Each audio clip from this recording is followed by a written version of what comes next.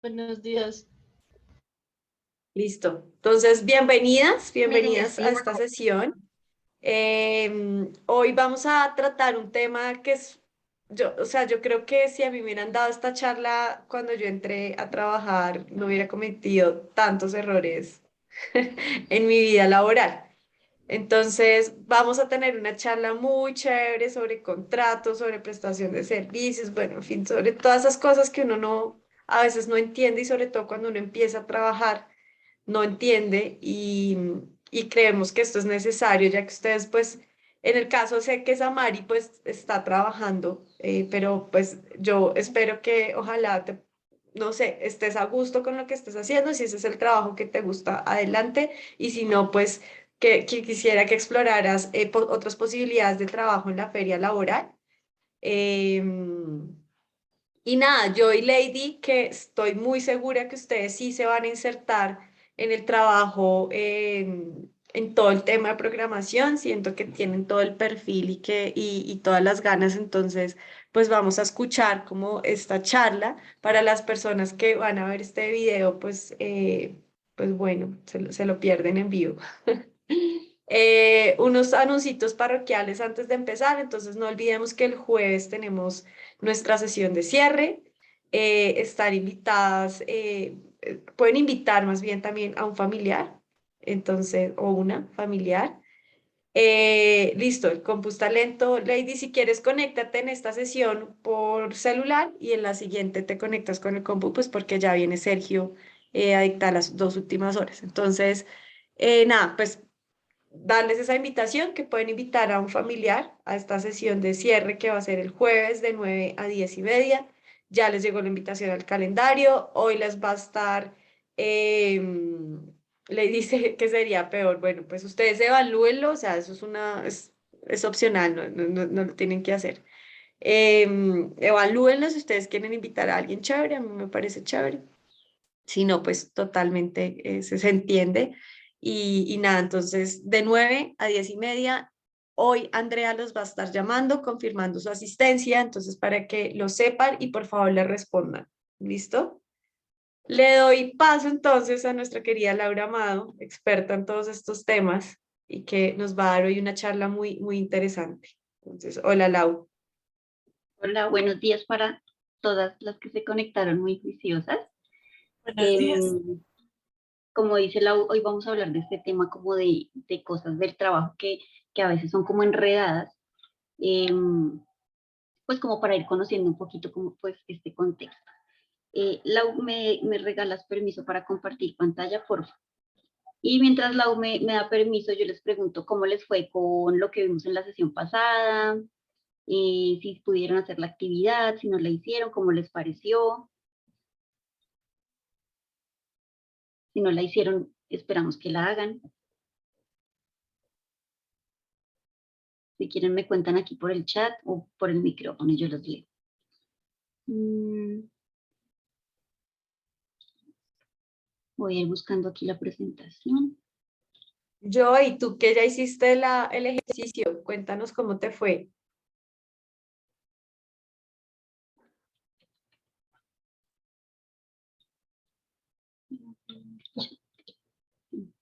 Están tímidas. Listo. Igual si se animan nos van contando ahí por el chat o... Ah, dice yo y la de los personajes que vimos, ¿te acuerdas de lo de Piloteando mi camino del jueves? Que tenían que quisieran, que los inspirara, qué características les inspiraban de ese personaje. Ah, sí, yo la hice. ¿Y cómo te fue? ¿Cómo te sentiste haciendo esa tarea? Bueno, pues yo escogí a Oprah Winfrey. Siento que es una mujer realmente motivadora. Ha luchado a pesar de todo lo que le ha pasado, ha salido adelante, no se ha rendido, no le tiene como miedo al fracaso, realmente de que no importa lo que digan los demás, o sea, ella es concentrada en lo que hace y no le afecta lo que digan los demás, sino que sigue luchando por salir adelante.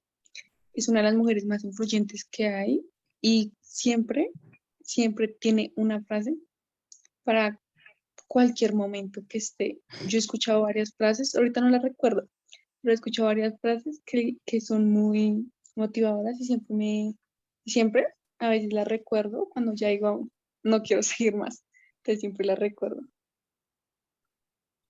Ujú, sí, súper, eso es súper importante, ¿no? Que a pesar de lo que pasa en nuestras vidas, como que no determina el camino que vamos a seguir. Eso hace parte de lo que decíamos al final, ¿no? De creer en uno mismo y de empezar a mirar eh, qué es lo que queremos hacer, buscar el tener claro ese objetivo para poder encaminarnos. Y como decía también el escritor al final de la sesión, lo más importante es tenerlo claro, y si usted lo tiene claro, no hay nada que lo detenga, nada ni nadie, porque en el camino van a encontrar muchas personas que les van a decir, no, eso no sirve, usted no sirve, eso no se puede, eso no es para usted, eso es para otras personas, pero si ustedes creen en ustedes y tienen claro el objetivo que quieren lograr, por ahí hay que seguir, ¿no?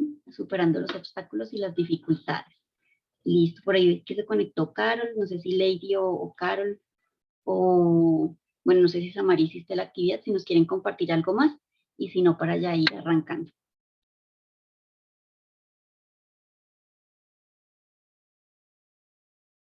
Es que creo que no, pues llegaron ahorita, entonces no saben qué actividad estamos hablando. Ok, listo. Bueno, entonces vamos a empezar. Entonces, como decía Lau, hoy vamos a hablar de temas relacionados como con el trabajo, pero un poco más como administrativos, de los tipos de contrato, de las afiliaciones, de los aportes, como de todo ese rollo para ir conociendo. Este es un tema que, digamos, no se puede súper profundizar en una sesión tan cortica. Hay gente que estudia este tema y que lo aborda así a niveles muy amplios porque tiene muchas arandelas que lo explican y muchas arandelas para abordarlo. Pero aquí vamos a tratar pues como los elementos básicos también para que ustedes empiecen a leer y a investigar. Bueno, entonces vamos a comenzar. Pues este es nuestro objetivo, lo que les estábamos diciendo, y vamos a comenzar a revisar cuáles son los tipos de contrato que tenemos en Colombia. Listo. Entonces, de acuerdo con la normatividad, tenemos estos tipos de contrato, que son el contrato de trabajo a término indefinido, el contrato de trabajo a término fijo, el contrato por obra o labor, el contrato temporal, ocasional o accidental y el contrato de aprendizaje.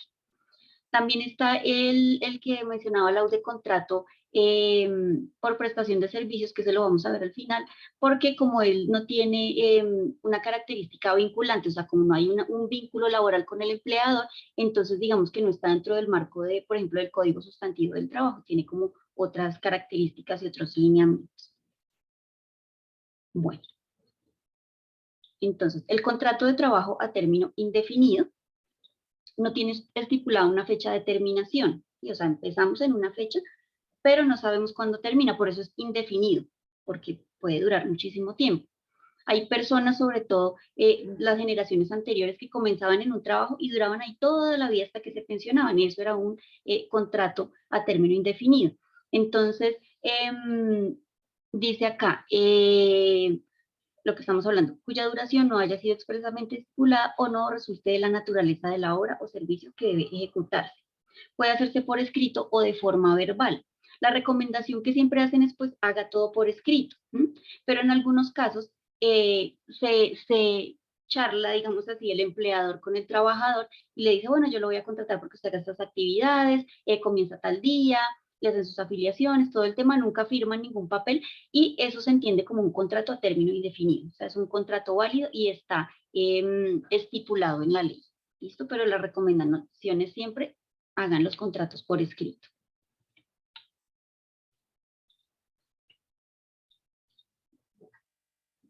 El siguiente contrato es el contrato de trabajo a término fijo. Este sí tiene una fecha de inicio y una fecha de terminación. Estos contratos a término fijo, dice la ley, que no pueden superar o ser más largos de 3 años. ¿Sí? Siempre tiene que ser por escrito. Si no es por escrito, pasa a ser un contrato verbal y es un contrato a término indefinido. Entonces, dice, se puede prorrogar indefinidamente cuando su vigencia sea superior a 1 año. O sea, cuando ese contrato dure más de 1 año, se puede prorrogar. O cuando siendo inferior se haya prorrogado prorrogado hasta por 3 veces. Entonces, estos contratos a término indefinido puede ser por menos de un año, o sea, nos pueden contratar por 3 meses, por 6 meses, por 9 meses. Y puede ser máximo por 3 años. Cuando se acaban estos contratos a término fijo, se pueden prorrogar 3 veces más. Es decir, si me contrataron por 6 meses, me lo pueden prorrogar por otros 6 meses y me lo pueden prorrogar por otros 3 meses, ¿sí? Después de que pasen esas 3 prórrogas, entonces ya dice, se puede prorrogar indefinidamente. Estos contratos se pueden finalizar, bueno, cuando se termina la fecha de finalización, cuando llegamos a la fecha de finalización, se puede dar por terminado, no sé, si no se quiere no se prorroga, y eso no quiere decir que, por ejemplo, el empleador tenga que darle una indemnización o que tenga que decir que lo terminó con justa causa. El único requisito para terminarlo es que se haya cumplido el plazo por el cual nos contrataron. En el contrato anterior, en el de término indefinido, si nos terminan este contrato, sí tiene que haber una justa causa, ¿sí? Por ejemplo, que no cumplamos con las obligaciones para las cuales nos contrataron, que dejemos tirado el cargo, por ejemplo, que nos fuimos del trabajo y nunca volvimos y no tenemos justificación, porque a veces hay situaciones que nos hacen retirarnos del trabajo, de pronto una calamidad doméstica, algo inesperado, pero podemos justificarlo, una enfermedad, una incapacidad. Entonces, cuando están esas justificaciones, pues no nos pueden terminar el contrato. Si lo terminan, pues de ahí empieza un proceso legal, se puede demandar y todo ese tema. Entonces, diferencias entre estos dos, este hay que terminarlo con justa causa y este se termina cuando se finaliza el plazo de contratación sin necesidad de justa causa. El contrato por obra o labor es un contrato que se realiza por una tarea específica, ¿sí? Entonces, por ejemplo, yo contrato a una persona para que me construya una casa, ¿sí? Entonces, ahí yo le puedo decir cuándo inicia, pero no cuándo termina, porque eso depende de cuánto se va a demorar la persona haciendo esa casa. Entonces, se puede demorar 1 mes, 2 meses, 1 año, 2 años, ¿sí? No tiene fecha de terminación, está directamente relacionado con el cumplimiento de la tarea para el cual se contrató. Dice, este contrato es igual en términos de beneficios y descuentos a los contratos indefinidos y definidos, por ser un contrato laboral. Entonces, ¿cuál es la diferencia con los que vimos atrás? Tiene fecha de inicio, pero termina cuando el trabajador, los trabajadores finalizan con la obra para la cual los contratamos. Ahorita más adelante vamos a ver cuáles son esos beneficios y esos descuentos. Contrato temporal, ocasional o accidental. Entonces, este contrato es uno que, como dice ahí, ocasional, accidental, temporal, no puede ser mayor a 1 mes, no puede ser mayor a 30 días. Y cuando contratamos a una persona por esta modalidad, es para algo diferente a la misión de la empresa. Por ejemplo, digamos, la empresa es un supermercado, ¿sí? Resulta que hay un daño en la tubería y hay una fuga de agua. Entonces, para solucionar este tema, contratan a una persona, a un plomero o alguien que haga estas reparaciones, que va a trabajar específicamente en eso y va a ser por menos de 30 días. Por eso se llama temporal, ocasional, accidental. Para lo que yo lo contrato es diferente a lo que hace mi empresa. Dice, esta forma de contratación puede hacerse por escrito o verbalmente, pero siempre recomiendan, lo que decíamos al inicio, que se haga por escrito, estableciendo para qué se contrató a esa persona o a esas personas y cuál es la función que van a desempeñar en ese periodo menor a 30 días. Listo. ¿Cuáles son los beneficios? Entonces, todos los contratos que tienen un vínculo laboral, como los que vimos allá atrás, tienen una serie de beneficios que están estipuladas en la ley. Entonces, lo primero es que tienen derecho a las primas legales. Entonces, las primas legales en las entidades privadas es un salario al año. Entonces, ¿qué quiere decir? Si usted se gana 1 millón de pesos, va a tener, durante ese año le pagan sus 12 salarios, pero a mitad de año le van a pagar la mitad, es decir, le van a pagar 500.000 pesos más a mitad de año en junio y 500.000 pesos más en diciembre para completar 13 salarios, es decir, que usted en 12 meses se ganó 13 salarios de sueldo. También hay otro beneficio que es el de las vacaciones, que es otro medio salario. Este se paga pues cuando nosotros tenemos derecho a las vacaciones y cuando vamos a salir. La idea es que, por ejemplo, si yo voy a salir a vacaciones en agosto, pues que esto me lo paguen antes, me tienen que pagar antes ese medio salario para yo poder disfrutar de mis vacaciones y del tiempo al que tengo derecho. Esos son 15 días hábiles, Entonces, y uno puede decidir cuándo toma ese periodo de vacaciones. A veces hay personas que lo juntan, por ejemplo, con Semana Santa o con los festivos o bueno, ese tipo de cosas, y eso les alarga pues las vacaciones un poquito. Las cesantías también es un salario al año, ¿sí? Entonces aquí ya van sumando, entonces llevamos 12, 13, 14, 14 y medio que nos ganamos durante 12 meses. Y los intereses de cesantías que son el 12% de ese salario. Las personas que ganan menos de 2 salarios mínimos tienen derecho a una dotación que es de ropa y calzado para ir al trabajo, que se entrega 4 veces durante el año, y un auxilio de transporte. Este asterisco que pongo aquí es proporcional porque, por ejemplo, si a usted le hicieron un contrato a término fijo de 9 meses, pues no le van a pagar todo esto que está aquí completo, sino proporcional, es decir, le calculan a esos 9 meses cuánto le corresponde de prima, cuánto le corresponde de vacaciones, de cesantías, de intereses de cesantías. Y eso es lo proporcional. Bueno. También tenemos el contrato de aprendizaje, que se utiliza mucho, por ejemplo, con los niños que han estudiado en el SENA o en este tipo de formación, que tienen como una etapa lectiva y tienen una etapa productiva. Entonces, ¿esto en qué consiste? Pues las empresas patrocinan, digamos que por ley hay unas empresas que están obligadas a tener cierta cantidad de aprendices contratados, y esto depende del número de trabajadores que hay en la empresa. ¿Esto qué beneficios le trae a la empresa? Pues una serie de descuentos y de descuentos, sobre todo en la carga prestacional que ellos tienen que aportar al tema de ICBF, del SENA, de cajas de compensación. Entonces, cuando hay un contrato de aprendizaje, ¿cuáles son los beneficios? Cuando los estudiantes están en esa etapa lectiva, les dan un 50% de un salario mínimo, ¿sí? Es decir, les darían 500.000 pesos en este caso, la mitad de un salario mínimo. Y eso no se llama salario, sino se llama un apoyo de sostenimiento que va a ir durante esta etapa lectiva. Cuando ya ingresan a la etapa práctica, es decir, que ya van a aplicar lo que aprendieron en su estudio, ese apoyo de sostenimiento aumenta al 75%. Adicionalmente, la empresa tiene que afiliar a estos estudiantes a la EPS. Entonces, en etapa lectiva solamente afilian a EPS, y ya cuando ingresan a la etapa práctica, los afilian adicionalmente a la aseguradora de riesgos laborales. Aquí para este caso no se pagan ni prestaciones, o sea, eso que vimos aquí atrás de primas, vacaciones, cesantías, no aplica para este contrato, porque lo que se da es este apoyo de sostenimiento. Y tampoco pues pagan parafiscales. Los parafiscales son unos aportes monetarios que hacen las empresas para el ICBF, para el SENA y para las cajas de compensación. Entonces ese es el contrato de aprendizaje. Bueno, las afiliaciones.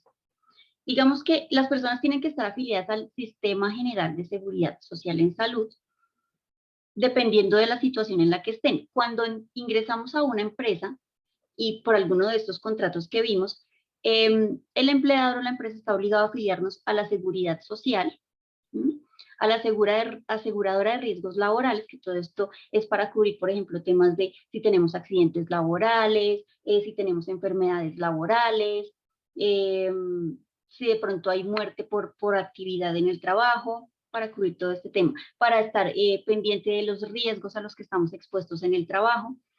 El fondo de pensiones también nos tienen que afiliar, y a la caja de compensación familiar.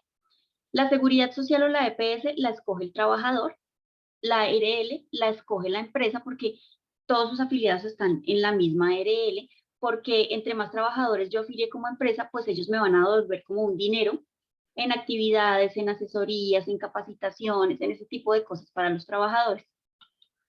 El fondo de pensiones lo elige también el trabajador, y la caja de compensación familiar lo elige la empresa. Y hace pues una serie de aportes. ¿Cuáles son esos aportes? Entonces, cuando nos afilian a la seguridad social, a la EPS, el empleador tiene que aportar el 8% de ese salario, es decir, del millón, y a nosotros nos descuentan el 4%, es decir, el 12.5% del salario va para la seguridad social. Para la ARL depende del nivel de riesgo, que yo les pongo aquí la tablita. Entonces, cuando uno trabaja hay unos niveles de riesgo que son como de lo menos peligroso a lo más peligroso. Entonces, el riesgo 1 es como el más bajito, y es el que le aplica, por ejemplo, a actividades administrativas, de oficina, que no tienen casi riesgo como, por ejemplo, de accidentes graves, de perder la vida. Estamos aquí ubicados en este riesgo 1. Y va incrementando, entonces a medida que va incrementando el riesgo, pues ese porcentaje de aporte también va incrementando. El riesgo más alto es el riesgo 5, que es, por ejemplo, donde están las personas que trabajan en entidades operativas del Sistema Nacional de Gestión del Riesgo de Desastres, por ejemplo, los bomberos, los de la Cruz Roja, los de la Defensa Civil, todos estos como actividades de mucho riesgo, que está casi que en peligro su vida, ¿no? Y bueno, eso por ese lado. Y dependiendo del nivel de riesgo, pues eso es lo que le va a corresponder a la empresa aportar. Para el fondo de pensiones es el 16%, donde el empleador o la empresa tiene que pagar el 12% y a nosotros nos descuentan el 4%. Nosotros ponemos el 4% de eso que nos estamos ganando. Esto se calcula sobre lo que cada uno se gana, ¿no? Dependiendo del cargo y de la asignación que hay para ese cargo. Y para la caja de compensación familiar es el 4%. Entonces esos son como los aportes que tenemos que hacer cuando estamos vinculados o trabajando en una empresa. Bueno, el contrato de prestación de servicios. En el contrato de prestación de servicios es cuando una empresa pues contrata a otra empresa o a una persona para que presten sus servicios, ¿cierto? En estos contratos se supone que no, bueno, no hay vínculo laboral. El pago de todos estos aportes que vimos atrás lo debemos hacer nosotros cuando nos contratan por prestación de servicios.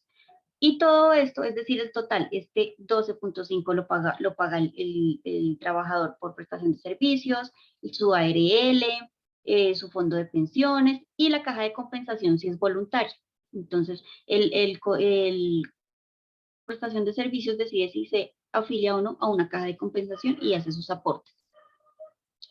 Esos aportes se hacen sobre el 40% de lo que gana mensualmente, ¿sí? Es decir, si se gana 3 millones de pesos, saca el 40% y sobre eso hace los aportes, hace todos estos cálculos que están acá. Esos aportes no pueden ser inferiores a un salario mínimo, ¿sí? Yo no puedo cotizar sobre menos del salario mínimo. Entonces, por ejemplo, si a mí me hacen un contrato de prestación de servicios por 1 millón de pesos, por 800.000, pues me toca cotizar sobre el 1 millón de pesos, ¿sí? Bueno, se supone que en estos contratos de prestación de servicios no debe haber subordinación, es decir, yo no debo tener jefe, no me tienen que estar como haciendo que tengo que cumplir horarios, que tengo que estar de tal hora a tal hora, no debe haber periodo de prueba, no debe haber exigencias en cuanto a estar todos los días disponible, porque estas exigencias están relacionadas con el contrato a término indefinido, a término fijo. Entonces, ¿qué pasa? Les pongo yo aquí contrato realidad. Aquí en Colombia, ustedes saben que muchas cosas se quedan en el papel y a veces las empresas, tanto públicas como privadas, dicen, no, vamos a tener unos contratistas por prestación de servicios, pero si uno se pone a mirar, están exigiendo lo mismo que en los otros contratos.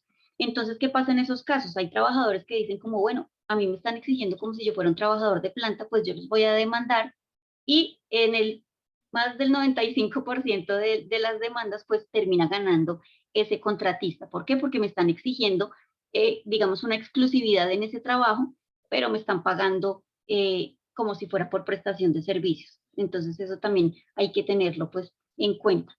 De los contratos que vimos, lo que les digo, hay muchos que se quedan en el papel, por eso es importante conocer. Hay muchos que se quedan en el papel. Utilizan otras herramientas para contratar a veces de pronto mano de obra barata o tener más gente por menos valor dentro de las empresas.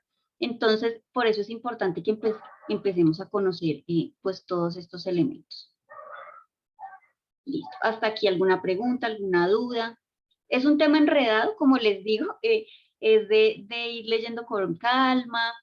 Ahorita vienen con el nuevo gobierno pues reformas, entonces hay que estar pendientes qué elementos de aquí cambian, si cambian, si no cambian. Entonces pues hay que estar pendientes de ese tema. Bueno, este tema también es importante saber si estamos afiliados al régimen contributivo o el régimen subsidiado. Al régimen contributivo entramos todos cuando empecemos a trabajar. Por Hola. ejemplo, ¿sí? ¿Me escuchan? Sí. Ah, ok. Pequeñita. ¿Qué es la ARL? ¿Qué Yo es soy qué? ignorante. La ARL. La ARL son las aseguradoras de riesgos laborales, ¿sí?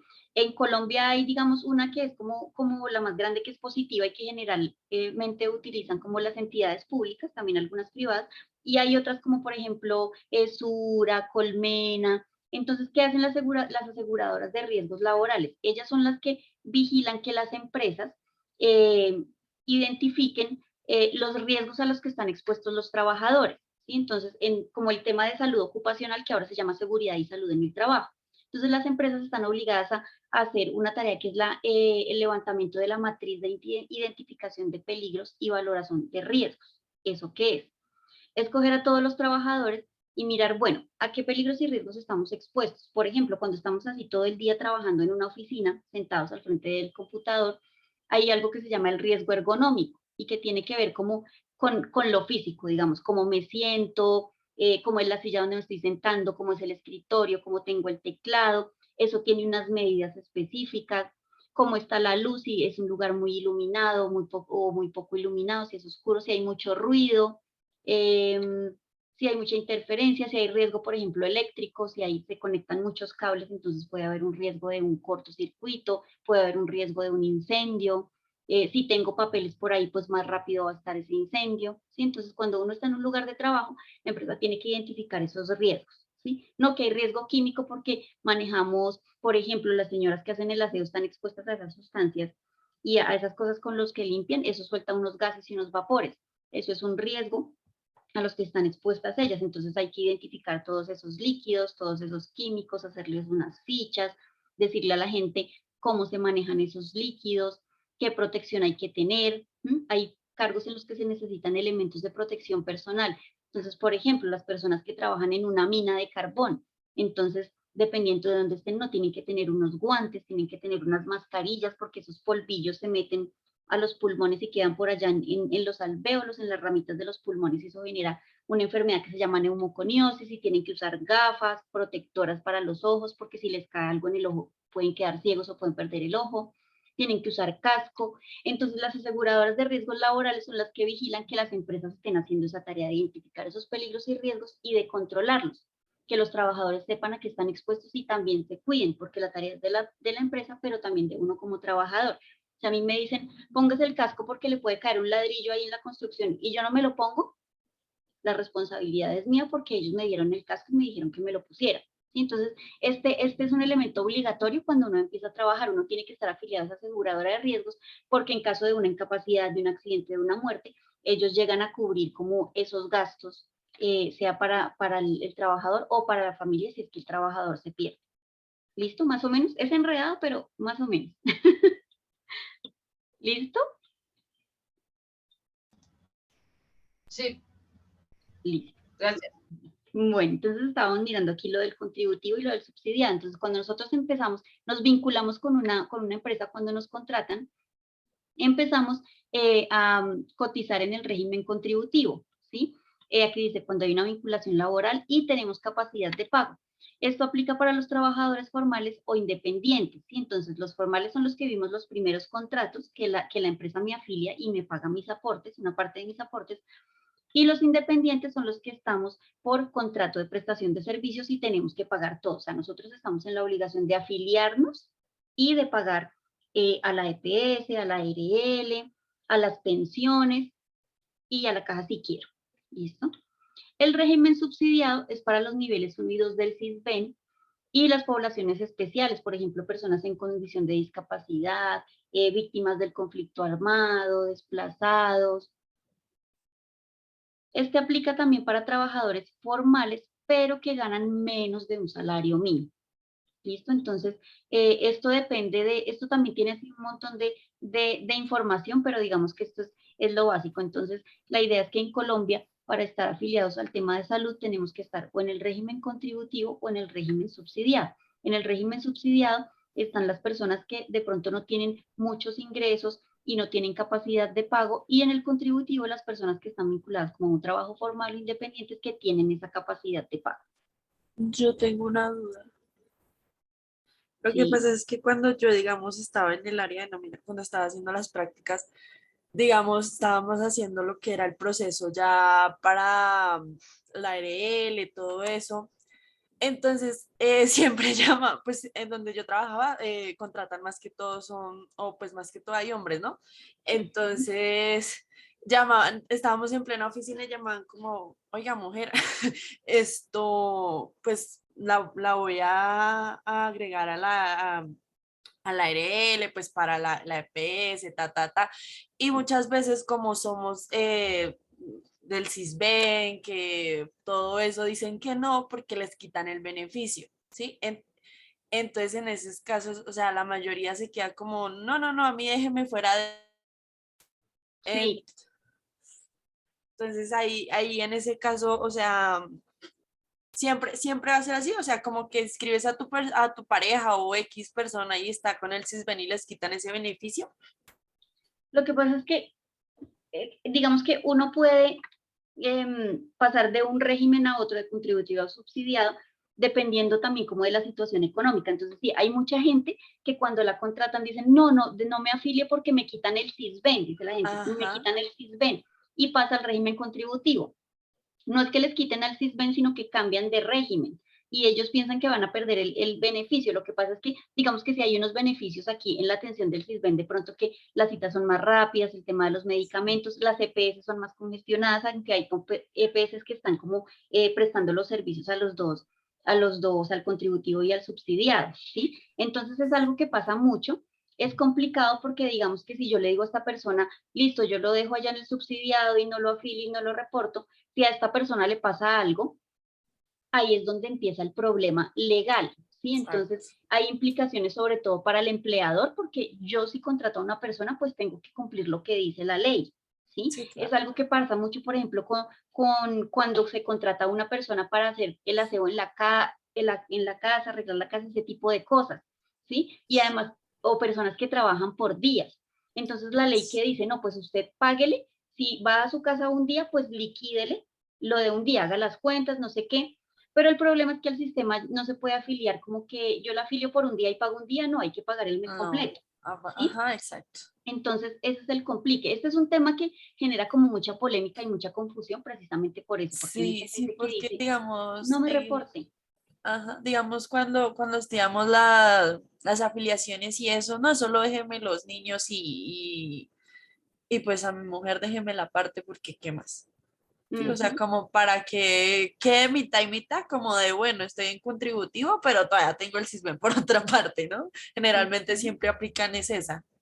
Sí, eso también, porque cuando nos hacen las afiliaciones, me voy a devolver acá, cuando nos hacen las afiliaciones, uno queda como el cotizante, o sea, como que yo soy la que estoy pagando, pero uno puede afiliar a sus beneficiarios. Entonces, ¿cuáles son los beneficiarios? Si tengo hijos, si tengo esposos, si tengo esposa, si tengo padres que no estén pensionados y dependen de mí, si tengo, por ejemplo, un hermano menor de edad que dependa de mí o que esté en condición de discapacidad, yo los puedo poner como beneficiarios. Entonces ellos van a acceder, como decía Samari, van a acceder a los beneficios de la EPS, o sea, me los van a atender, me les van a dar la cita, los medicamentos. A la caja de compensación también los puedo afiliar como beneficiarios. Entonces en las cajas de compensación hay temas de recreación, de capacitación, de cursos, hay espacios donde uno puede ir, hay parques, hay hoteles, ahora todas las cajas de compensación están articuladas. Entonces digamos, yo estoy en compensar, pero si voy a otro lugar donde no hay compensar, como ellos están articulados, yo puedo acceder a los servicios. Entonces, que ir a la piscina, que ir a las canchas de fútbol, de básquetbol, bueno, de los servicios que ofrezcan las cajas de compensación. Entonces puedo afiliar ahí a mis beneficiarios. Pero ese tema que nos cuenta Samari sí es complicado, se presenta todos los días. eh, la gente siempre dice, no, que me sacan del CISBEN, no es que lo saquen, sino que se traslada ya, pero en el momento en que se termina ese contrato, pues se puede regresar nuevamente al subsidiado si es que no se tiene esa capacidad de pago o esos ingresos necesarios para estar en el contributivo.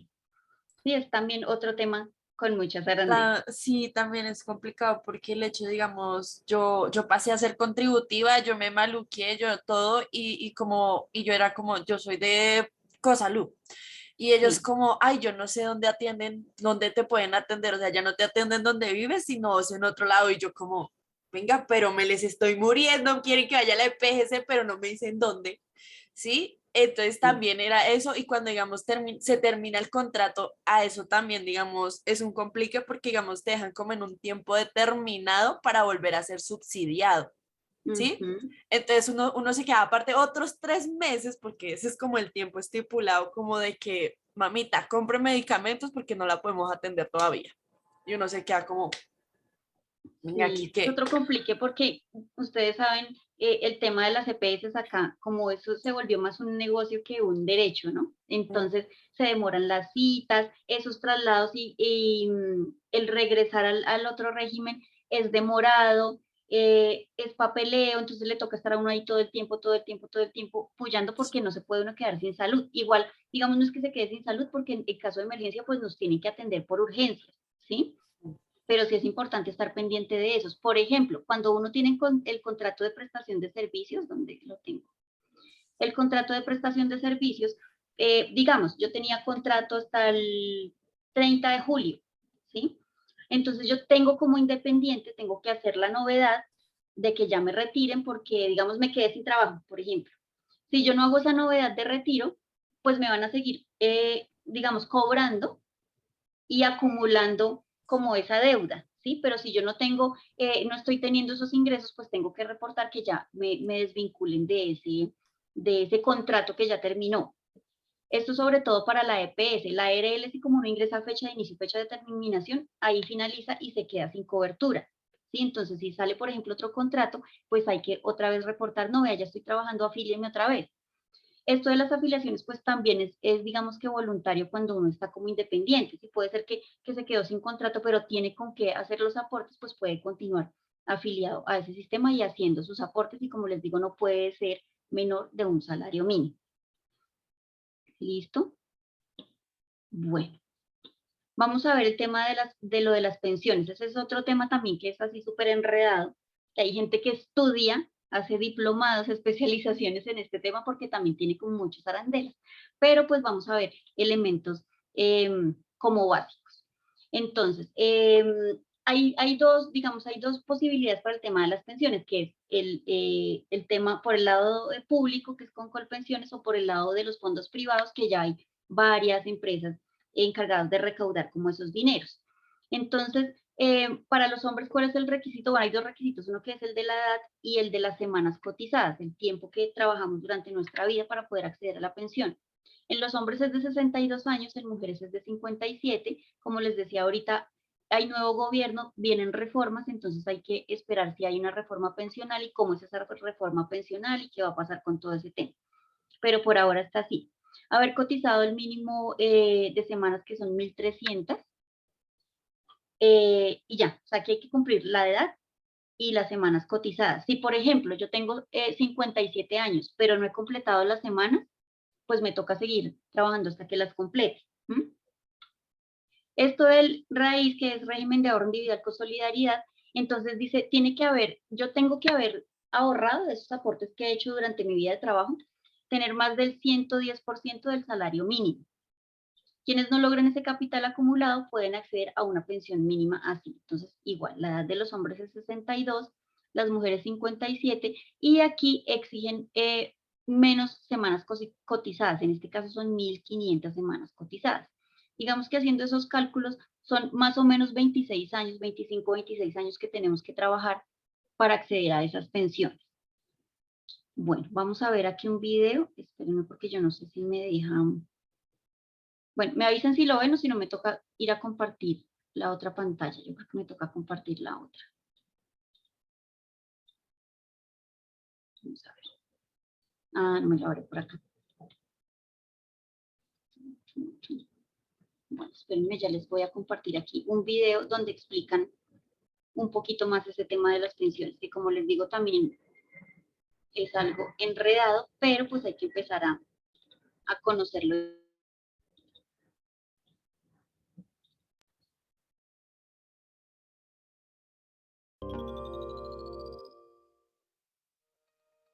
Estás a punto de tomar una decisión muy importante para ti. Tal vez estás iniciando tu vida laboral o has decidido ser un emprendedor.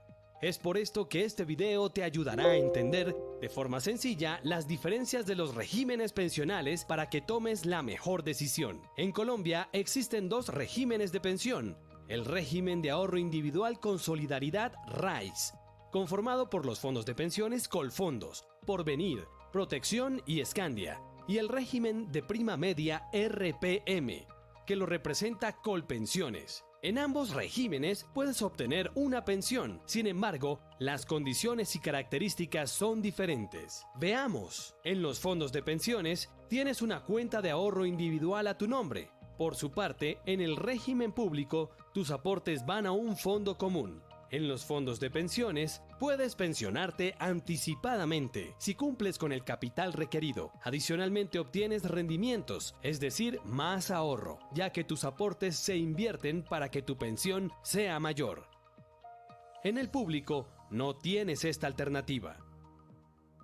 Pero, ¿cuáles son los requisitos para pensionarte? En los fondos de pensiones tienes dos formas de pensionarte: por semanas y edad, o por capital. En el régimen público solamente por semanas y edad.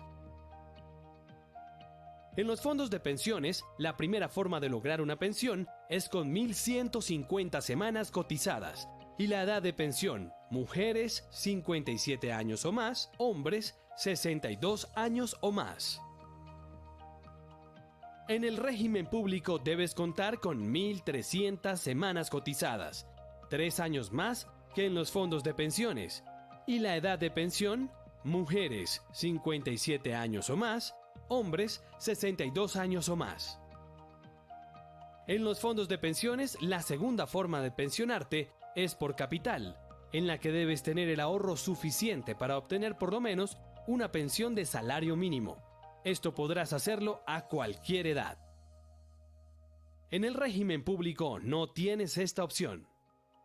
En los fondos de pensiones, el cálculo de tu pensión se realiza sobre el ahorro que hayas realizado a través de tu vida laboral. El cálculo varía según los beneficiarios que tengas. En el público, el cálculo de la pensión depende del promedio del ingreso con el que hayas cotizado en los últimos 10 años. Ten en cuenta, si no logras cumplir con los requisitos de pensión, podrás tener una devolución en ambos regímenes. En los fondos de pensiones se llama devolución de saldos, es decir, te reintegrarán tus aportes realizados, ajustados con la inflación más los rendimientos obtenidos en tu cuenta de ahorro individual. En el público se llama indemnización sustitutiva y te reintegran tus aportes realizados, ajustados únicamente con inflación. En este caso no obtienes rendimientos. Como ves, esta es una decisión muy importante. Así que, infórmate y asesórate muy bien antes de tomarla. Lo que hagas hoy afectará tu bienestar en el futuro. Es tu plata, es tu futuro.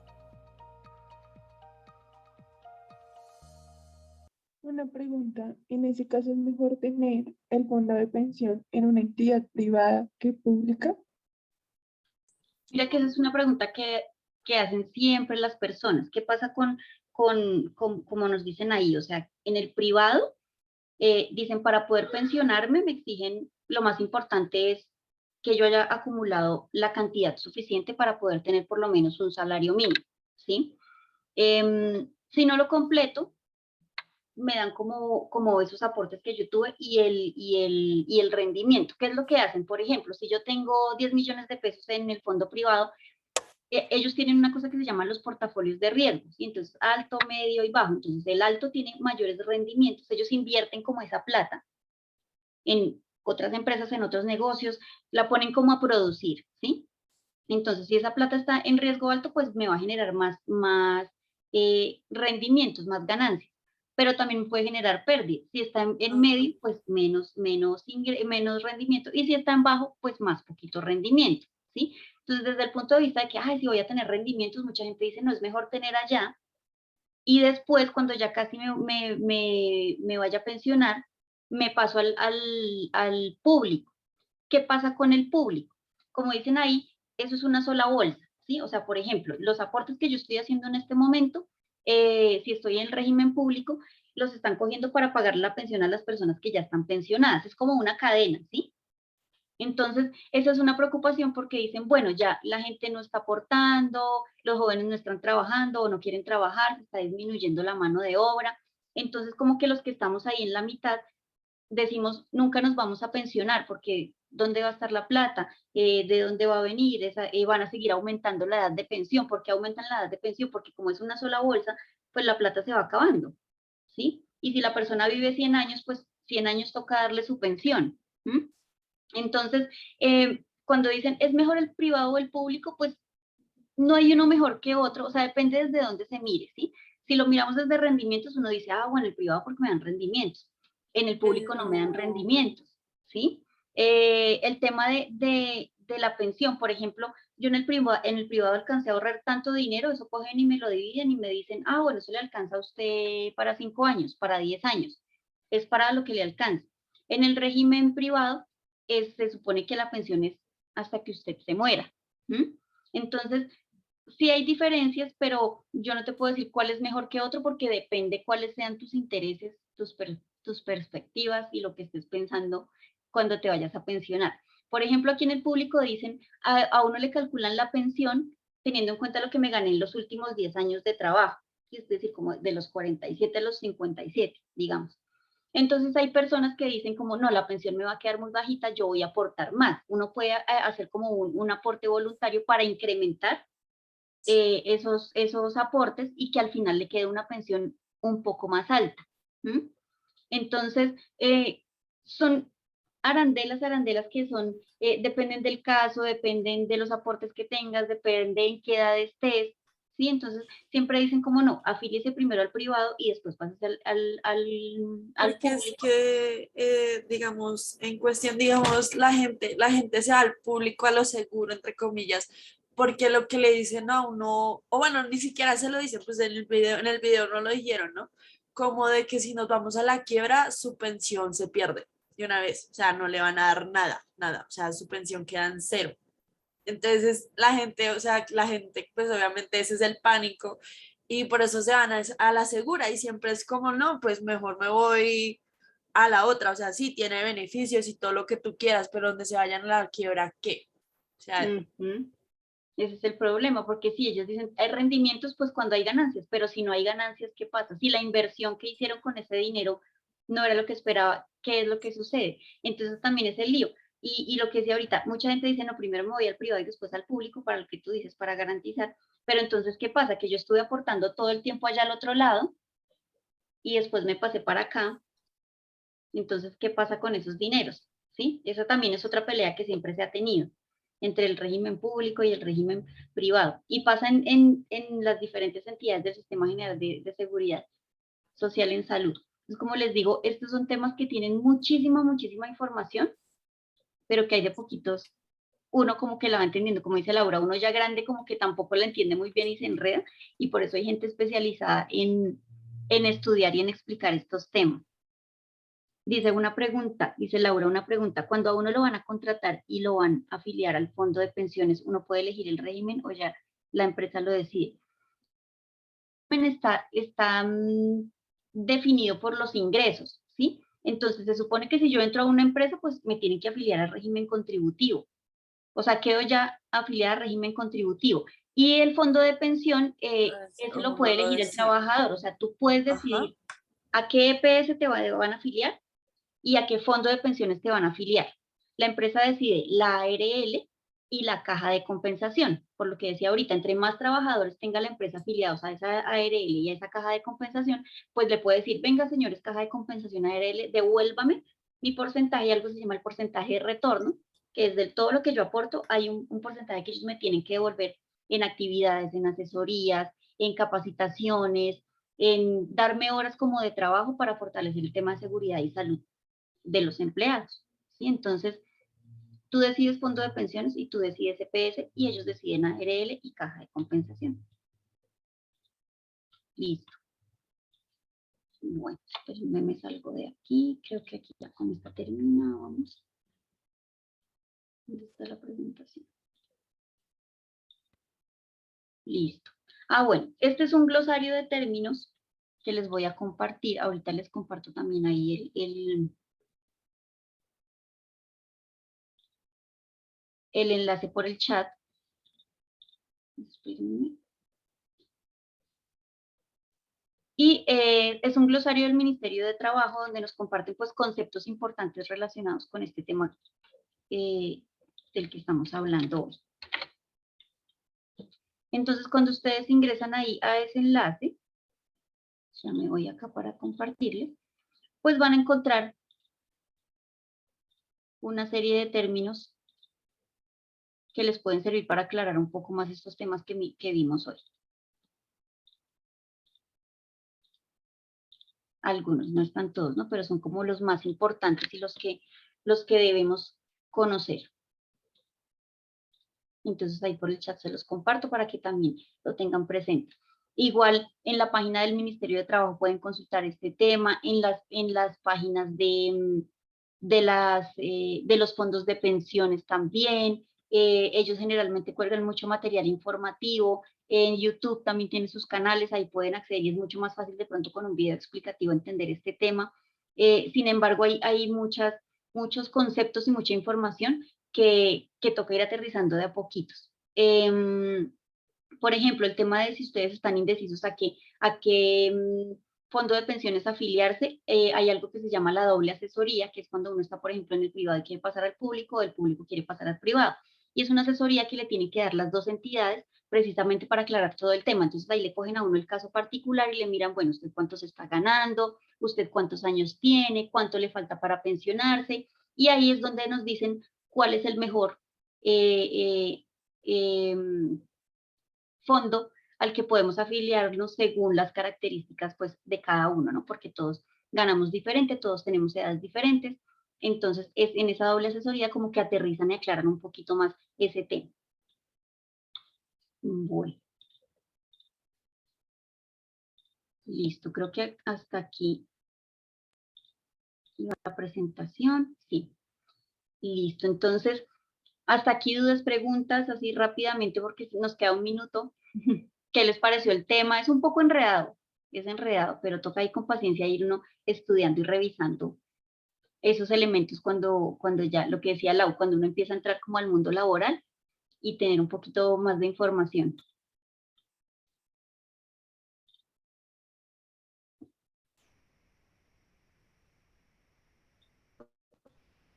¿Me escucha? Sí, Sí. A mí eso sí me genera muchísimas o confusiones. Pero pues usted ignorante. Y pues obviamente. Muchas gracias. ay, te alcancé a escuchar que te genera muchísima confusión y ahí se te fue la onda.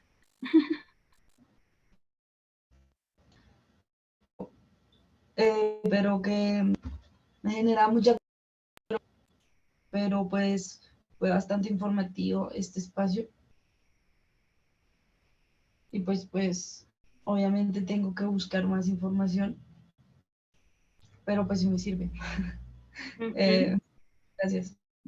Sí, sí, como les decía, esto es como digamos, el primer acercamiento, porque si ustedes se ponen a leer cada una de estas cosas, pues tiene mucha más información. Por ejemplo, este tema de las primas es una cosa para el sector privado y en el sector público hay otro poco de primas, que la prima técnica, que la prima por dirección, que la prima de antigüedad, que bueno, hay diferencias también, pero esto es como lo básico, con lo primero que pueden empezar a leer y a investigar y acercarse pues a todos estos elementos.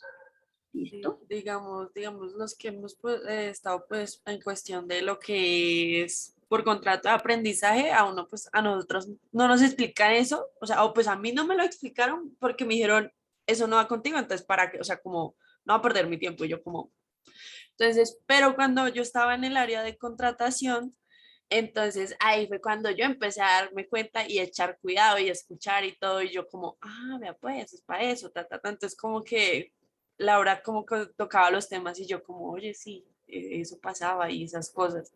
Entonces siento que como que reforzamos algo que pues ya llevaba tiempo como que ya no recordaba muy bien, entonces siento que fue de cierta manera como un puntico ahí sobre la I. Ok, listo, bien. Sí, esta información, como decía Laura, es importante conocerla, estar pendientes ahora con todo el tema de si hay nuevas reformas, si hay nuevos ajustes, pero pues estar pilas ahí con esa información. Entonces, pues nada, muchas gracias. Invitarlos a que pues indaguen más sobre el tema, a que pregunten. Uno puede llamar o comunicarse con las EPS, con las ARLs, con los fondos de pensiones y preguntar. Los asesores les explican a uno muy bien y más específico este tema. Como que les digo, cada caso es particular, pero la invitación es esa, que ustedes también empiecen a investigar y a familiarizarse con estos elementos. Entonces, pues muchas gracias por conectarse y le doy el paso a Lau para que nos diga que sí. No, mil gracias, Laura, porque sí, de verdad, este tema, vean, yo todavía para pagar la planilla, mi mamá es contadora por suerte, y mami, ¿qué hago? ¿Cuánto tengo que pagar? Porque eso todo es un enredo. Y cuando ustedes ya empiecen a trabajar formalmente, ustedes van a tener, por ejemplo, que pagar, si digamos están por contratación de prestación de servicios, que es muy usual, les va a tocar empezar a pagar a ustedes eso. Entonces puede ser por mi planilla bueno, hay varias, una cosa así. Hay varias y eso ustedes lo tienen que hacer. Entonces, si es el mínimo, bueno, pues es más fácil. Ustedes dicen que es el mínimo, pero si es más, entonces sáquenle el 40% a eso y sobre eso pagan la pensión y la salud. Bueno, eso es un enredo. Y muchachos y muchachas, o sea, esto es obligatorio y ojalá ustedes empiecen a cotizar pequeños, porque como se nos viene agrandando la edad para pensionarnos, lo mejor y lo ideal es que ustedes empiecen rápido, ¿sí? Entonces yo sé que o sea, hay una tentación muy grande en querer trabajar en las cosas que te pagan diario, pero como nos dijo Laura, en esos trabajos sobre todo, ustedes no cotizan ni pensión ni salud. Entonces, si pueden tener un trabajo formal de verdad que les pueda dar esa estabilidad, háganle. Sobre todo si pueden tener un trabajo formal con otro tipo de contrato, ojalá un contrato mejor, prestación de servicios, sino un contrato a término indefinido, que eso es lo que uno quiere porque recibe primas, porque ustedes tienen derecho a salud, a caja de compensación, y ustedes, como nos decía Laura, pueden afiliar a sus familiares. Entonces eso es el ideal, pero sabemos y entendemos que eso ya no está pasando, pues porque, digamos, por la situación económica y laboral del país, la mayoría de contratos que ustedes van a tener son prestación de servicios, pero háganle, tómenlo. Si pueden empezar a aportar desde ya, háganlo. O sea, de verdad, eso es una cosa que a uno no le importa cuando es joven, pero ya, cuando uno se va acercando a la mediana edad, uno dice, pues, pucha, ¿por qué no empecé a cotizar antes? ¿Por qué? Entonces, bueno, eso es como una recomendación. Gracias, Laura. Creo que muy informativo este espacio. Se llevan 1000 dudas y esa es la idea. Ustedes también tienen que empezar a resolver esas dudas y seguro se les va a presentar cuando tengan contrataciones. Entonces, gracias, Laura. Por ahí te estaremos molestando. Si alguien tiene una duda o algo, ya saben que Laura ahí está para ayudarnos. Listo, entonces, chicos, 10:05, nos vamos a un receso de 5 minutos. A las 10:10 nos vemos. Vayan y traigan agüita para seguir, continuar con esta jornada. Gracias, Lau. Vale, chao, juiciosos. Bueno, yo sé que esto es así, volando, volandito. Sergio, ¿ya estás por aquí? Sí, Así, hola Sergio, ¿cómo estás? ¿cómo estás? Bueno, entonces de darle paso a Sergio y aprovechando aquí, yo ya le había dado el anuncio, pero solamente estábamos con 3 personas. Recuerden que el jueves es nuestra sesión de cierre. Pueden invitar a un familiar, es una opción, no tiene que ser obligatorio, pueden asistir con un familiar virtualmente. Nos cuentan, Andrea entre hoy y mañana los va a llamar para saber quiénes van a estar presentes en esta sesión. Eso es una. 2, nada, pues motivarles a que terminen la ruta. O sea, hagan lo que más puedan de aquí al jueves, por favor, ¿sí? Luego ya miraremos si les vamos a dar una semana extra, pero hagan lo que más puedan de aquí al jueves, ¿listo? Mucho ánimo, o sea, esta es nuestra última semana, yo sé que ha sido difícil, yo sé que ha sido retador porque se nos presentan otras situaciones en la vida que tal vez no controlamos, pero vamos. Es importante que estén al 80% para poder participar de la feria laboral. Entonces, nada, pues motivarles a que lo hagamos y que, bueno, hoy le contesten a Andrea, por favor, y le cuenten si sí van a poder asistir o no. Obviamente, Sergio, tú estás invitado. Y nada, pues nos vemos el jueves. Estas 2 horas, pues aprovechen a Sergio, o sea, fíjense que esta es como su última clase con Sergio. Entonces, aprovechenlo. Y nada, bueno, esos eran como mis anuncios parroquiales. Ah, bueno, y el jueves, pues ya les contaré. Yo no sé muy bien cómo funciona lo de la insignia digital, o sea, se supone que ustedes terminan este proceso y ustedes pueden bajar una insignia digital que pueden usar en sus hojas de vida, en LinkedIn, o sea, es una insignia digital como más certificada, digamos, ¿sí? Entonces, yo voy a averiguar bien cómo funciona esto y esto también se los vamos a contar el jueves para que lo tengan por ahí claro. ¿Listo? Entonces, Sergio, pues aquí te dejo este espacio. Listo, hola chicos, ¿cómo están? Bueno, probablemente no pueda hasta las 2 horas, porque bueno, como ya no hay clases teóricas y se supone que yo ya no debería estar esta semana ocupado con clase y me cuadra una reunión porque ellos pensaron que yo estaba libre y lastimosamente no la puedo mover, es una reunión importante, entonces no tengo que asistir sí o sí. Entonces posiblemente esté hasta las 11 nada más con ustedes, pero igual, este espacio del día de hoy era para resolver dudas, listo, acerca del proyecto y de lo que tuvieran. Yo sé que esta semana me estuvieron escribiendo, a algunos les respondí hoy, porque hoy estoy como un poco más libre, porque como les comenté la semana pasada estaba con temas de la universidad, entonces estaba bastante ocupado, pero ya esta semana estoy un poco más libre, entonces todo lo que quieran molestar esta semana les voy a estar contestando apenas pueda. Y nada, los escucho.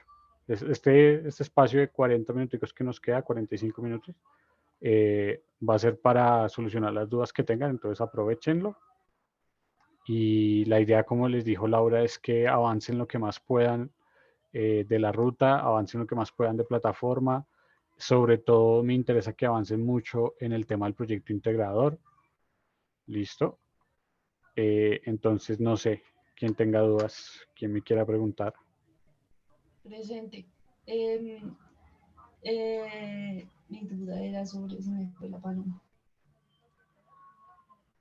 Pues, me olvidó. Tú me has preguntado algo acerca del laboratorio de Ah, Hooks.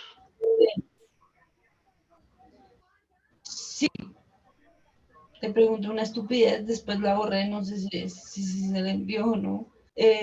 Ok. Y, y ya después si tengo otra dudita, que es que no me quiere funcionar el NPM Stat. Listo. Ay, ¿Qué mensaje de error te sale? ay, no Sí, me acuerdo. siempre es importante cuando a ustedes no les funcione algo, que lean y entiendan muy bien el Yo error. yo leí todo, sí, pero pues no lo recuerdo. Ah, sí, sí, no digo porque no lo hayas leído, lo digo en general.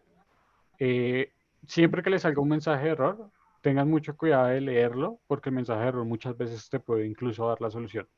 En este caso en Sí, concreto, puede ser que particularmente no estás ubicada en el folder correcto, ¿sí?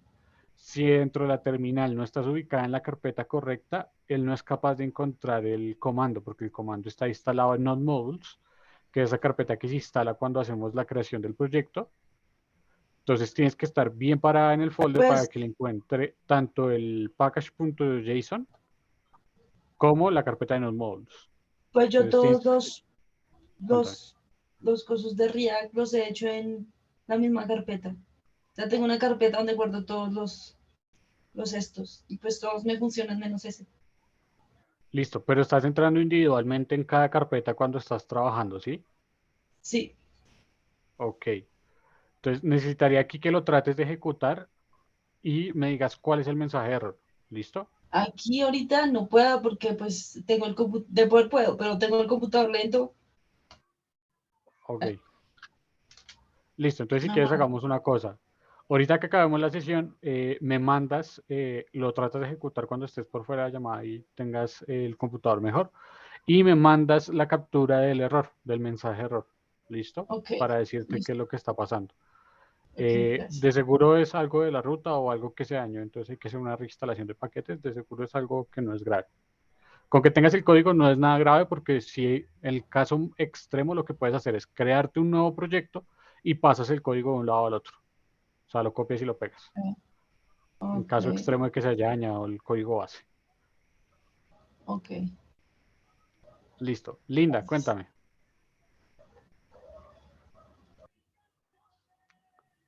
Bueno, mi pregunta es más técnica en cuanto a algo que no entendí de los temas que estoy viendo, Sí. y es el sanar un efecto.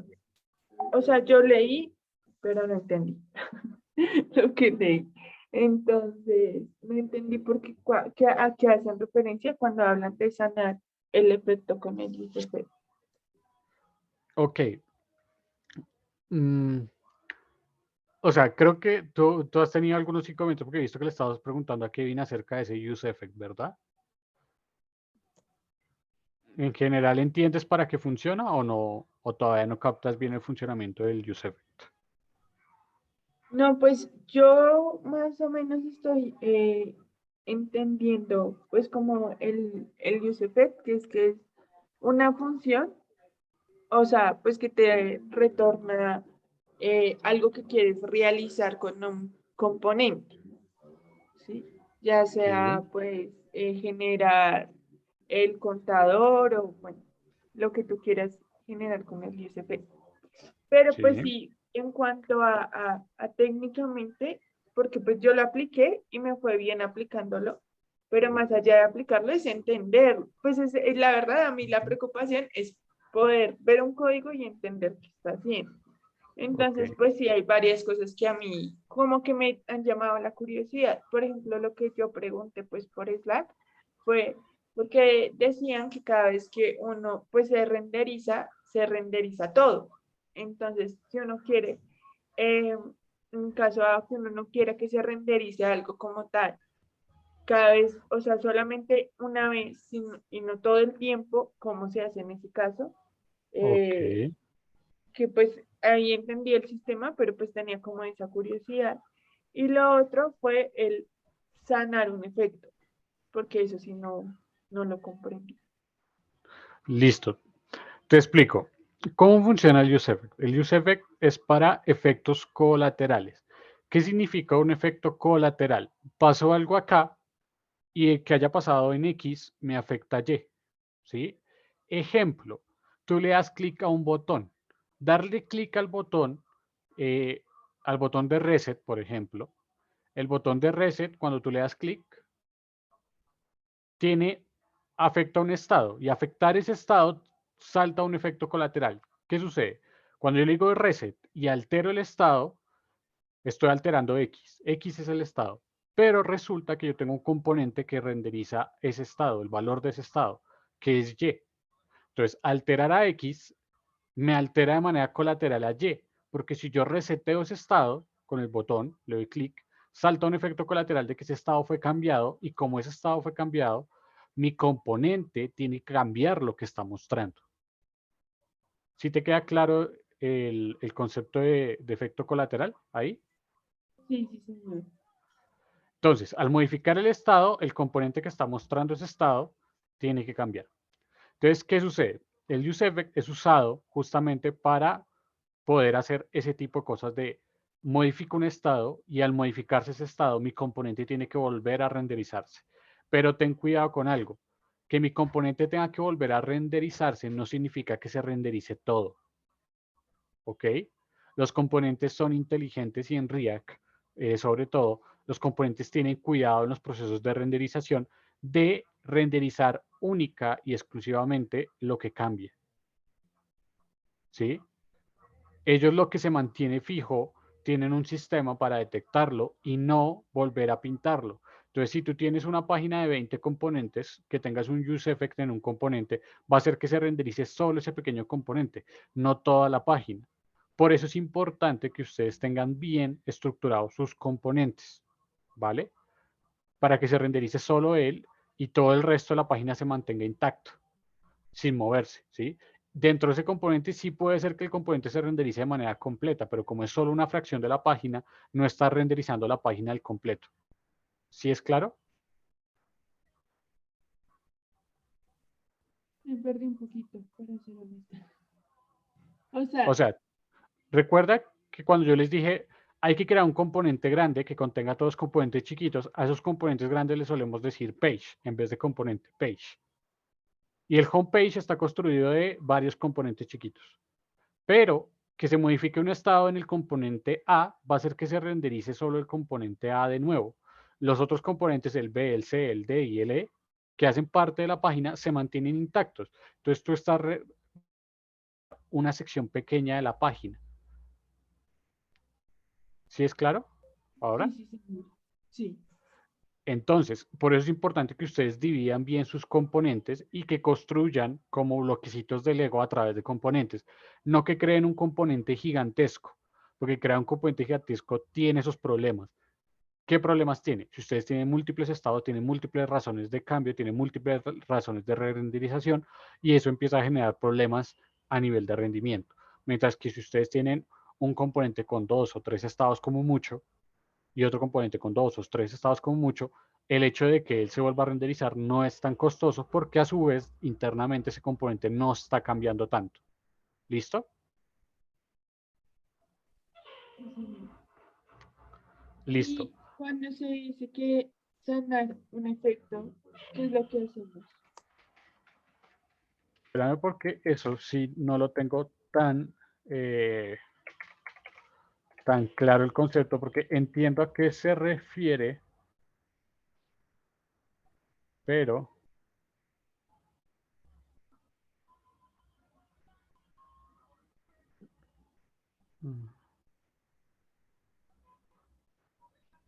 listo. ¿En qué documentación lo leíste concretamente? Pues yo creo que en la donde estaba la de UseEffect, la de los hooks, que era una página Porque, en donde uno saltaba de un lado a otro. sí, porque esa palabra de sanar puede ser también por una traducción errónea, ¿sí? Pero básicamente sanar un efecto se refiere a hacer el tratamiento del efecto, ¿sí? Cuando tú sanas algo le estás haciendo el tratamiento. ¿Qué es hacer el tratamiento? Sanar el efecto quiere decir atenderlo a través de un useEffect y hacerlo de manera correcta.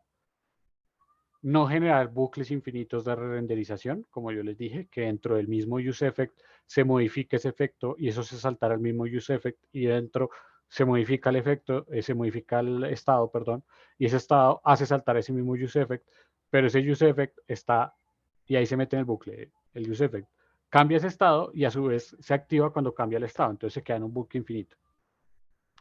Entonces hay que tener cuidado en hacer eso. Entonces, sanar un efecto quiere decir mantenerlo cuidado a través de un useEffect y que el comportamiento sea el que tú necesitas, ¿sí?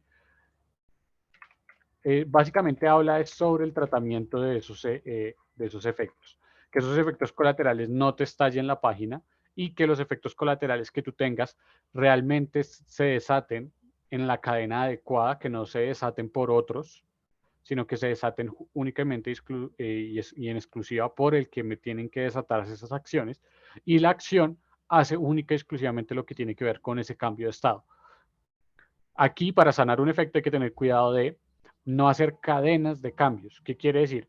Este estado, al cambiar, va a cambiar este estado y al cambiar va a cambiar este estado y cada uno tiene su useEffect para cada uno de esos tres estados, porque eso genera una cadena allí donde no es claro, se empieza a hacer un poco difuso la lectura de qué es lo que está cambiando y en qué orden lo está haciendo y cuántas veces está re-renderizando ese componente.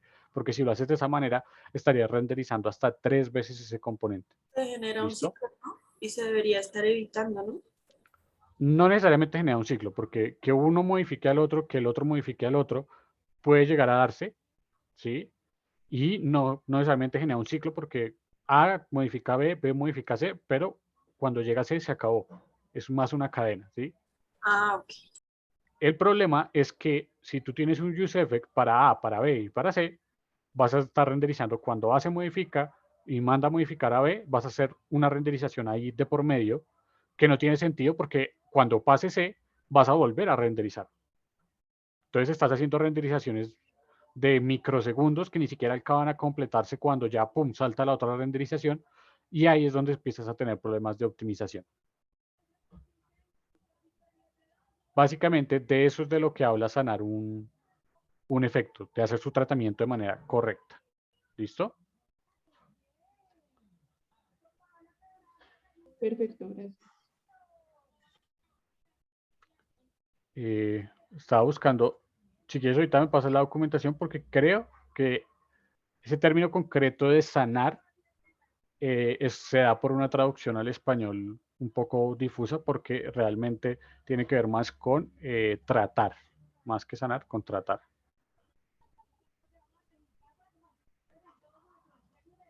Listo. Entonces, ¿qué otra pregunta tienen?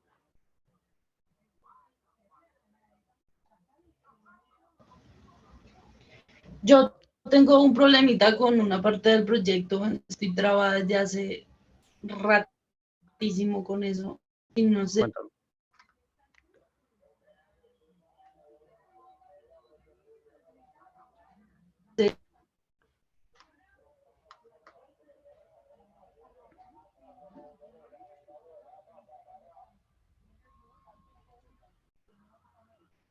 Se te acaba de cortar, no sé si estás por ahí, ¿me escuchas?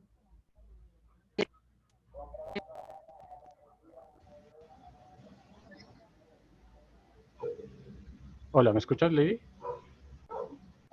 No escucho. Sí, ahora sí. Ah, vale, se te cortó por un momento. Si quieres, repíteme. Que es que estoy trabada con la función de completado, o sea, he tratado de hacerla y no me sale, y no me sale. Listo. Sí, esa es compleja de hacer. ¿Cómo pueden hacer ustedes la de completado? Eh, hmm, Es que si lo hago, es posible que les dé la solución.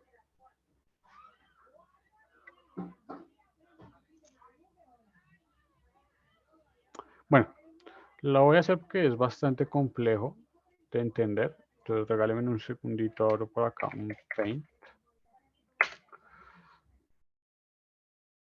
Y les comparto pantalla.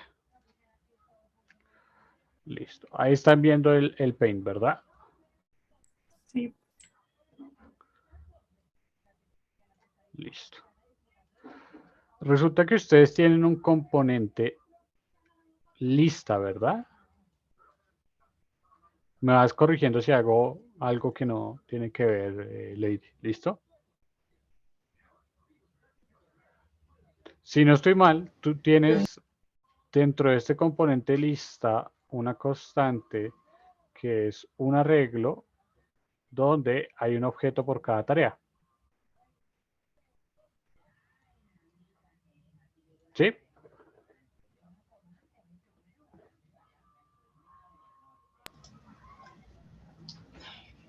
Estoy desmemoriada, pero creo que sí. Listo. Si no lo tienen así, esta es la forma más fácil de hacerlo. Aquí está la tarea 1, aquí está la tarea 2. Obviamente no estoy escribiendo el código completo, acá faltaría el nombre de la lista, acá falta un montón de cosas, pero lo estamos viendo a nivel conceptual. Entonces, tú tienes este componente lista que dentro tiene esto. Resulta que tú esto acá lo puedes manejar como si fuera un estado. No, yo no lo tengo así. Eso Lo, pues lo lo sé, tenía. Ah, ok. lo sé, por eso te estoy explicando, ¿vale? Porque si no, va a ser hiper complicado que lo Ok. hagas. Entonces, un estado con todas las tareas. Como todo estado, él tiene su función de set, ¿no?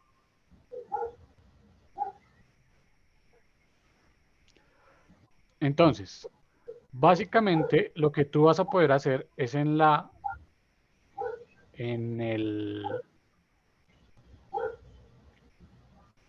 el componente para la tarea individual,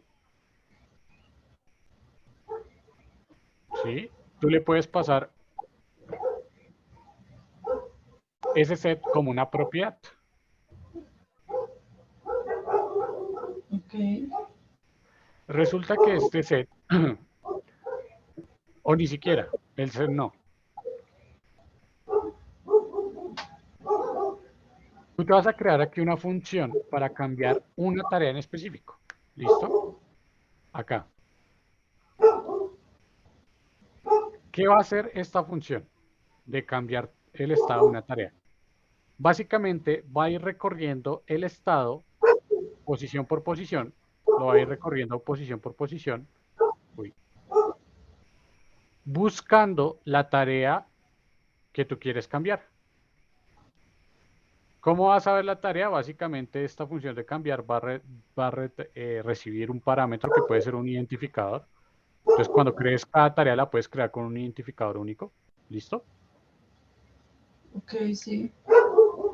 Entonces básicamente lo que va a hacer es ir buscando en cada objeto que el ID sea igual al ID que le llegó como parámetro. Cuando encuentre eso, va a simplemente hacer lo siguiente. Va a setear, ahora sí, va a utilizar el set, va a utilizar este set acá, para setear el estado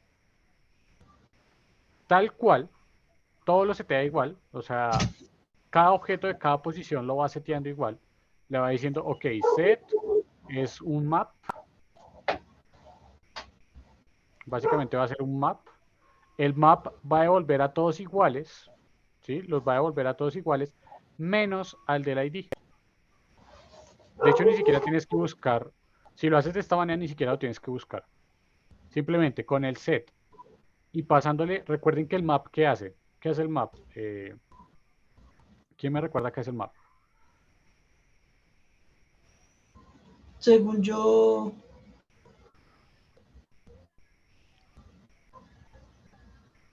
buscan la lista. No, cierto, No. no. Colección de datos de un valor.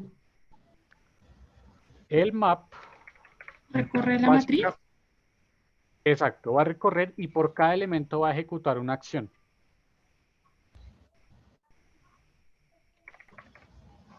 Lo voy a hacer sin estados. Ustedes lo van a hacer, lo van a transcribir a React, lo que voy a hacer acá porque lo voy a hacer en JavaScript. Entonces resulta que ustedes tienen aquí, esto es un estado lista, que es igual a una lista de tareas donde en cada posición, listo, en cada posición va a haber un objeto que tiene un ID, que en este caso va a ser 1, va a tener, aparte del ID, va a tener pues un estado de la tarea, no le quiero llamar estado, le voy a poner completado, por ejemplo. Completado puede ser true o false, vamos a dejarlo como false, y tiene una descripción. Esto es lo que tenía que tener cada tarea, ¿no? Bueno, sin caracteres especiales, y acá atender campo. Resulta que de estas tenemos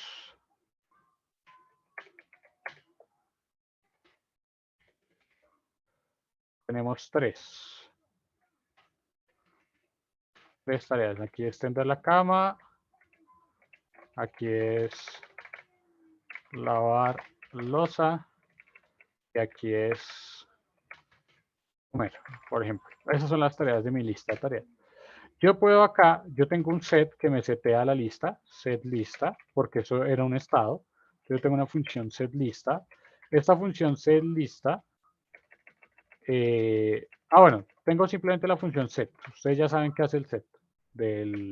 Simplemente setea el estado. Entonces aquí voy a poner un console.log. Simplemente le voy a decir setea. Me lo estoy inventando. Estoy creando la función para que no me genere errores en el código. Pero esa función ustedes ya saben cuando ustedes hacen un estado de dónde proviene. Eso no lo voy a decir. Hasta ahí lo tienen claro, ¿verdad? Definition no sino function. Hasta ahí vamos claros, ¿verdad? Simplemente estoy creando la función aunque no exista para que no me genere error. ¿Qué sucede? Ustedes van a crearse una función, ahora sí. Puede ser una función flecha o cualquier tipo de función que se va a llamar cambiar tarea. Esta función de cambiar tarea va a recibir un ID como parámetro y va a utilizar setLista. Y recuerden que setLista pues va a recibir un arreglo, ¿no? Porque estamos seteando un arreglo. El estado es un arreglo, tiene que setear un arreglo. Entonces, resulta que la función map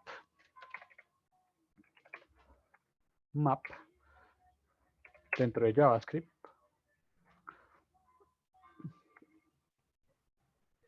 ¿qué hace la función map? ¿Quién me lee eso en voz alta? Crea un array con los resultados de la llamada a la función indicada aplicados a cada uno de sus elementos. ¿Y en español eso qué significa?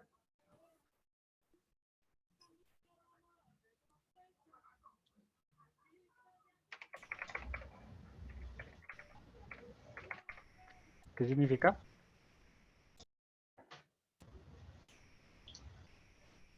Creo. Que crea un objeto analizado. Sergio, ¿me dejas ver un momento? Es que no le entendí muy bien lo que dijo ella. Miren, el método map crea un nuevo array. ¿Qué significa esto de que crea un nuevo array? ¿Qué les dice esto a ustedes? Un objeto. No, un objeto no. Un Como array. si creara una nueva lista. Quiere decir que cuando yo llame a este map, ¿qué me retorna? ¿Una lista de posiciones? Un array. Un array, me devuelve un array. ¿Ok? ¿Claro? ¿Claro? Sí. El map lo que hace es recorrer un arreglo y me devuelve prácticamente una copia de ese arreglo. Me la retorna. O sea, cuando yo llamo a map, eso retorna un arreglo. Una copia de ese arreglo efectuando una función para cada elemento. Entonces yo aquí le voy a poner el nombre del elemento que es tarea. ¿Y qué va a hacer con esa tarea? Miren, if el tarea.id es igual al ID que me dijeron que tiene que cambiar, ¿qué voy a hacer? Voy a hacer lo siguiente, voy a retornar ese mismo objeto, voy a hacer un spray,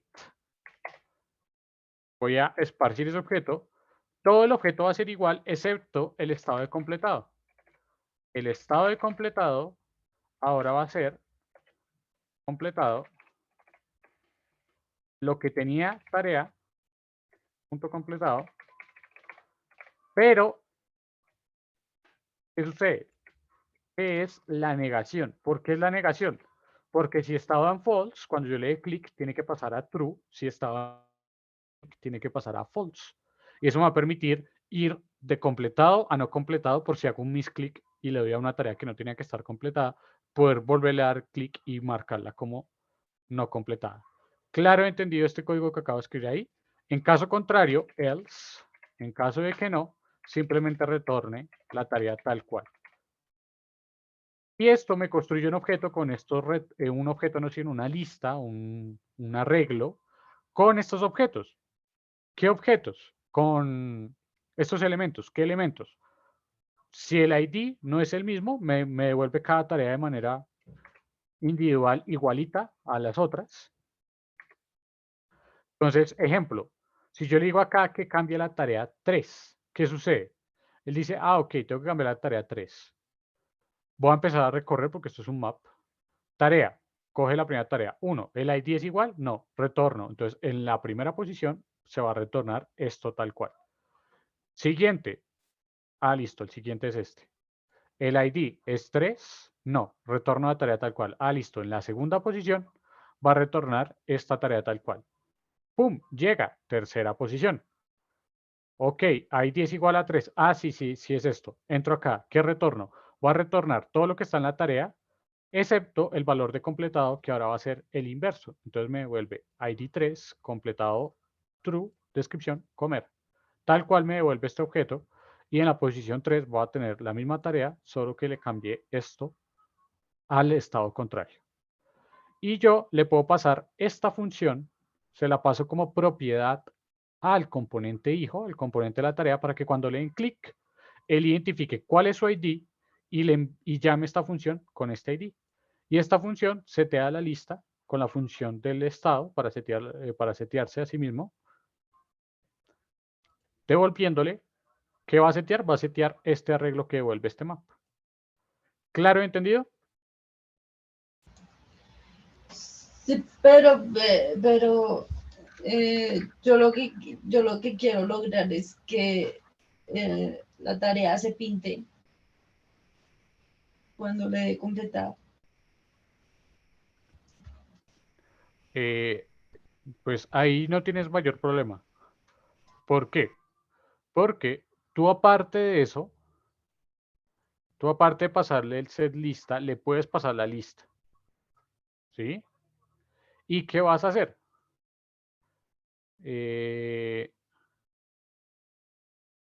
Sí, le puedes pasar la lista y haces un useEffect.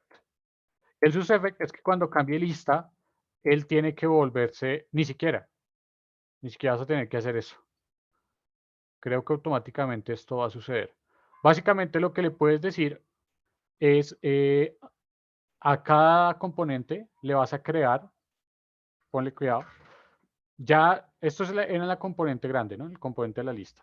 Ahora, en el componente chiquito de la tarea, tú le puedes crear un estado para el color. Y ese estado va a ser igual, useState. No lo estoy escribiendo bien, yo sé. useState, ¿y qué vas a hacer con ese useState? Le vas a decir, bueno, el valor por defecto de esa tarea, el color de esa tarea, va a depender de lo siguiente. ¿Qué va a depender? Si la tarea que recibió, porque este objeto tiene que estar recibiendo la tarea como parámetro, ¿no? Si la tarea punto completado, y aquí puedes hacer un operador ternario. Si eso es verdadero, ¿sí? Si tarea punto completado es, bueno, como esto es un booleano, entonces simplemente con ponerle esto ya vas a ver si es verdadero o falso. En el caso de verdadero, el color es verde, porque ya está completada. En el caso de que no, es rojo. Por ejemplo. Y esto lo haces al inicio, cuando estás creando el color, para que se crea al inicio con el valor de la tarea. Ahora, puedes crear un useEffect.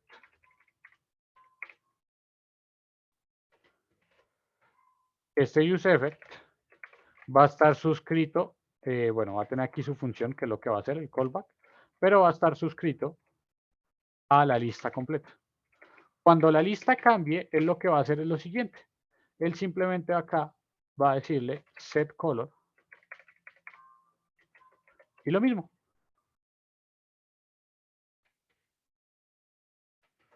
Y esto va a hacer que cambie el color dependiendo, y allá ya en el objeto, digamos que es un LI, me lo estoy inventando, y en el LI aquí tienes un style que es igual a la propiedad background color, background color, background color, dos puntos, y aquí tienes metido el color. Uy. ¿Listo? Y bueno, esto tocaría con estas comillas en este caso. Para que lo tome como JSX.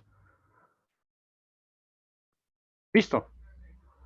Entonces, ahí lo que va a suceder es que dependiendo, si la lista cambia, cada vez que la lista cambie, porque él también va a recibir no solo el set lista no solo el cambiar tarea, perdón, sino que también puede llegar a recibir la lista completa, el estado de la lista. Entonces le dice, listo, cuando esa lista sea modificada, usted vuelva a setearle el color a cada tarea. Esto a nivel de rendimiento no es tan bueno, pero es la solución más simple, ¿ok?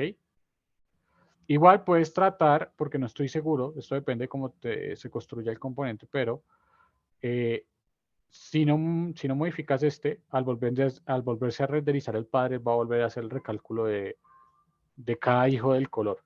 Entonces, tal vez no es necesario ni siquiera que tengas este useFect, pero en el caso que lo necesites, pues le pasas la lista para que él se suscriba a ese estado, y una vez suscrito a ese estado, cada vez que cambie la lista al completo, pues él va a hacer el recálculo y le va a setear de nuevo el color, ¿sí?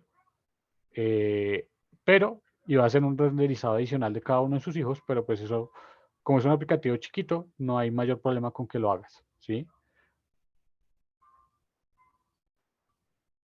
¿Sí es claro? Ok. Sí, muchas gracias. Puedo preguntar algo respecto a eso, pero usando el checkbox, porque yo lo estaba intentando con eso, pero no lo Lo conseguí. mismo. Es lo mismo. El checkbox tiene es exactamente el mismo comportamiento. Lo mismo que le acabo de explicar a Lady. Solo que el checkbox tiene una propiedad. ¿Dónde están? El value. El value es true. Espérenme un segundo. Mentiras. Esto tiene una propiedad para saber si está marcado o no. ¿Cuál es ahora mismo? No recuerdo, pero aquí la debe decir. Pero aquí no me muestra todos los atributos. Sí, es este. Tan bobo yo. Checked, el atributo checked. Cuando el valor del atributo type es checkbox, la presencia de este atributo booleano, o sea, true o false, indica el control se selecciona de forma predeterminada, de lo contrario se ignora. Entonces, si la tienes completada, le puedes hacer lo mismo. Checked, le pones el checked en true, ¿sí? Este ejemplo no es editable, no. Voy a buscar el de W3 School que sí es editable. Mira, aquí están los tres así, ¿sí?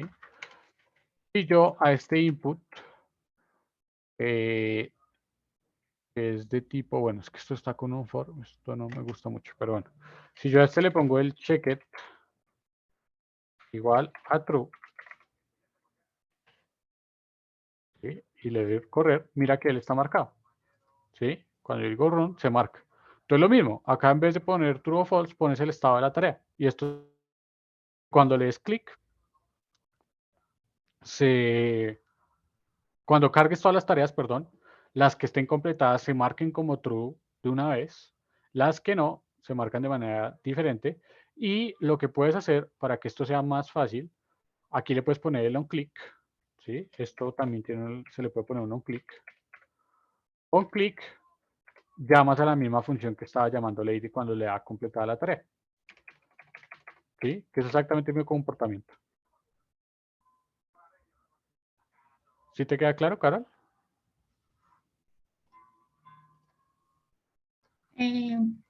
Creo, pues es que yo ya lo había hecho así, pero No te no escuché. había pasado el check con el estado, sí. Solo lo había puesto como true, algo así. Exacto, simplemente acá el cheque lo que tienes que ponerle en vez de true es ponerle acá con JSX, ponerle acá entre llaves, ponerle el valor que tú quieres. El valor que tú quieres en este caso es tarea.completado, si es true o false. Y cuando cambie, va a ser que cambie y se marque o se desmarque, ¿sí? Y esto tiene el onClick, mira. Mira, tiene la propiedad onClick, aunque aquí creo que están hablando de un error. Pero yo sé que este tiene su propiedad onClick. Sí, también la usé. Y OnChains creo también. Sí, OnChains también, sí, sí. De hecho, es más limpio hacerlo con el OnChains que con el onClick. Y listo, de esa manera usted ya tiene acá bastante resuelto cómo hacer este control de las tareas de los estados. No sé si tengan alguna otra duda o inquietud.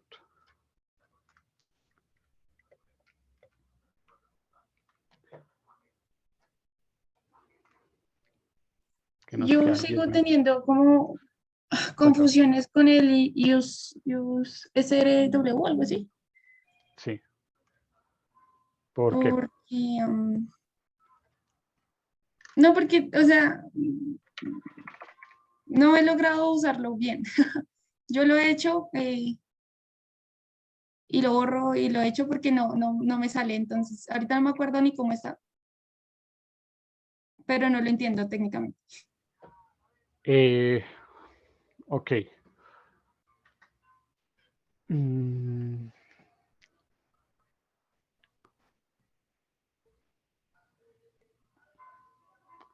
ok, ¿cómo te lo explico? Ok, este hook en concreto es un hook que es utilizado para un proceso que sucede en Internet, que es la caché. ¿Qué sucede? Tú puedes hacer consultas que se guardan en la caché de tu navegador, ¿sí? Y cuando tú haces un llamado, una solicitud, él valida que esa caché siga presente y siga activa. Si es así, él manda como un token de validación y él le dice, ok, esa caché que usted tiene es válida, que es un llamado mucho más rápido. Entonces él simplemente te muestra ese dato por caché. En el caso de no ser válido, él hace la validación, ¿sí? Él primero te muestra los datos obsoletos mientras hace la validación y le llega la respuesta de, de como tal del servidor al que se le está haciendo fetch, en este caso el API de los perritos, con los datos actualizados, ¿sí? Entonces, ¿cómo se utiliza? Es simplemente, tiene un data y un error, y tiene la aplicación, la URL a la que le quieres hacer fetch, y su función de fetch, ¿sí? Entonces, ¿qué es lo que tienes que hacer básicamente? Cuando necesites un dato, ¿sí? Simplemente utilizas el fetcher, ¿sí?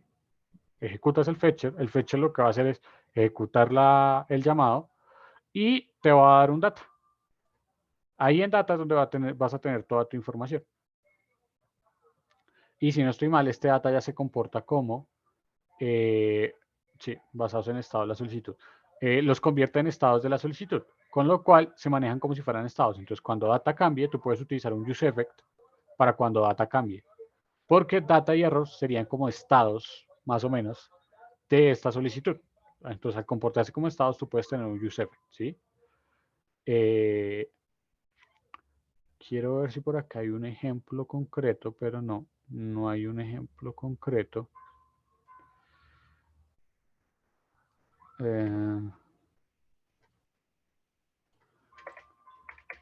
¿Y qué es la key? ¿Cuál key? Ahí en el oficial mencionan algo de una key, pero no, Ok. no sabía cómo usar.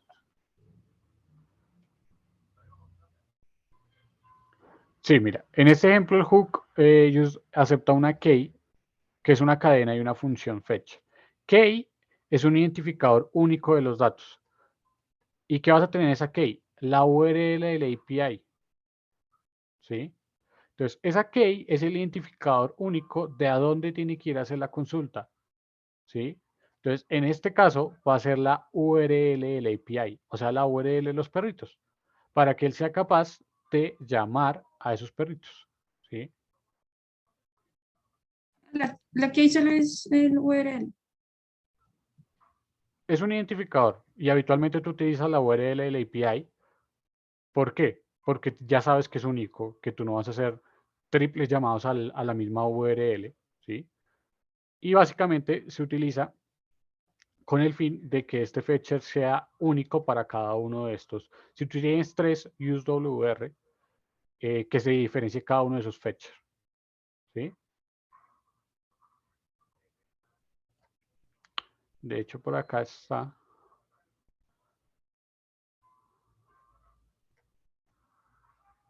Bueno, por acá hay un videito, pero quiero ver es código.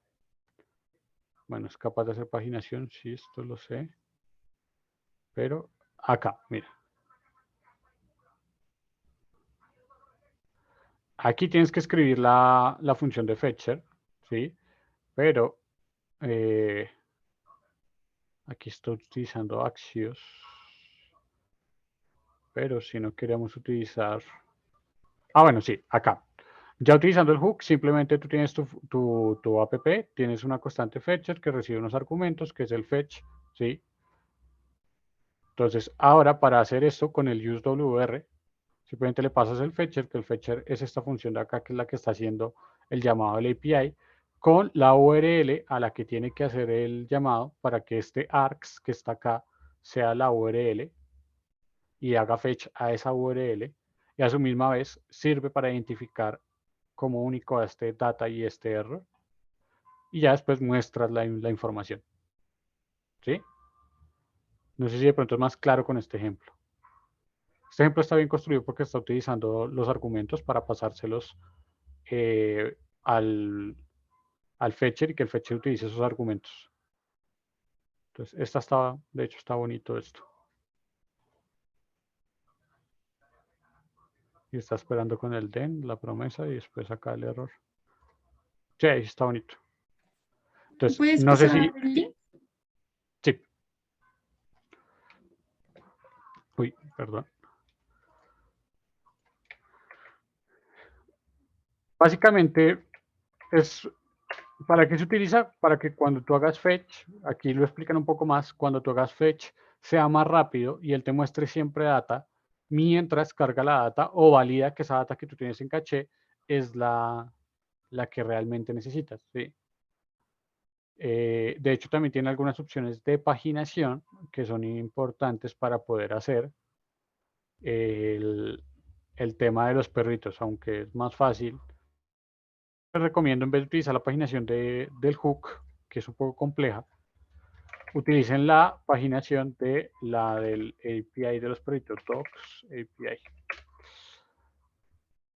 El API de los perritos tiene paginación. Entonces, documentación. Y este tiene paginación. ¿Qué significa la paginación? Que te permite traer varias cosas. Entonces, aquí hay un ejemplo de cómo llamar a 3 datos de perritos, ¿sí? Miren que acá está el límite y de hecho aquí los está trayendo en una página y en un orden específico. Lo de la página y el orden específico lo podemos quitar y decirle, vea, yo quiero que me traiga 3 perritos y aquí él te trae 3 perritos. Yo quiero que me traiga un perrito, entonces le pongo el límite en 1, me trae el dato de un único perrito, ¿sí? Más fácil utilizar esto que utilizar la paginación de useWr. Entonces, prefiero que utilicen esta paginación para los 3 perritos. Le dicen, mire, tráigame 3 perritos. Y aquí les trae 3 objetos. Este objeto arranca acá y termina acá. ¿Sí? Creo que termina ahí. No, termina acá. Ahí hay un perrito, los datos de un perrito, con el nombre, los años, el temperamento y un montón de cosas. Aquí está el otro perrito. Lo importante es que tenga la URL de la imagen, que todos tienen URL de la imagen. Este perrito va hasta... ¿Dónde va este perrito? ¿Hasta dónde está yendo? Ah, de hecho va hasta acá. Este perrito va hasta acá. Mentiras, tiene que ir un poquito más adelante. Ah, va hasta acá. Este perrito es más cortico, miren que solo tiene la imagen, no tiene nada más. Y este es el otro perrito. Entonces son un arreglo con 3 objetos. Cada objeto tiene su propiedad name y su propiedad URL, que es la URL de la imagen. ¿Sí? Mírenlo acá, URL. Entonces tienen tanto un identificador único cada perro, como tienen su nombre, como tienen su URL de la imagen. ¿Listo? Y es más fácil utilizar esta paginación. Entonces hacen un único llamado diciéndole que traiga 3 perritos y cargan cada perrito en una tarjeta. ¿Listo?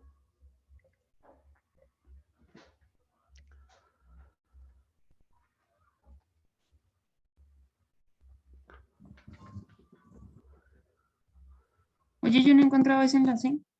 ¿Cómo lo busco? O sea, ¿cómo busco la página Doc API o algo así? Sí. De hecho ya se las paso también la de la documentación.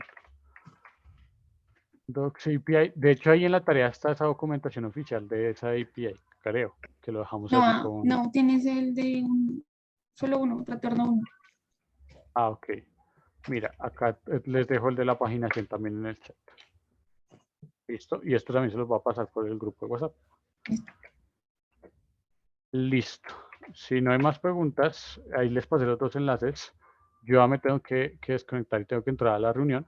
Entonces, cualquier cosa que necesiten, me comentan por Slack, ¿sí? Prefiero que me escriban por Slack porque el WhatsApp ni lo estoy mirando estos días. Por lo que estoy haciendo cosas de la universidad, eso el WhatsApp no lo miro. El WhatsApp sí, el Slack, perdón, el Slack sí lo estoy mirando, el WhatsApp no. Entonces, prefiero que me escriban por Slack para las dudas y cualquier cosa que necesiten me cuentan. ¿Listo? Esta hora que les queda aquí de normal de clase, aprovechenla para trabajar en el proyecto. Si quiere, quédense aquí en la llamada para que se resuelvan preguntas entre ustedes y se ayuden los que quieran. Pero en este caso yo ya me tengo que ir. Entonces cualquier cosita me comentan. ¿Listo? Ok, muchas gracias. Listo. Vale, Sergio, hasta luego. Hasta luego, que estén bien. No sé si Laura Méndez estás por ahí. Sí, por aquí estoy, por aquí estoy. Listo. Entonces, si quieres ya se puede tener la grabación. No sé si ya se haya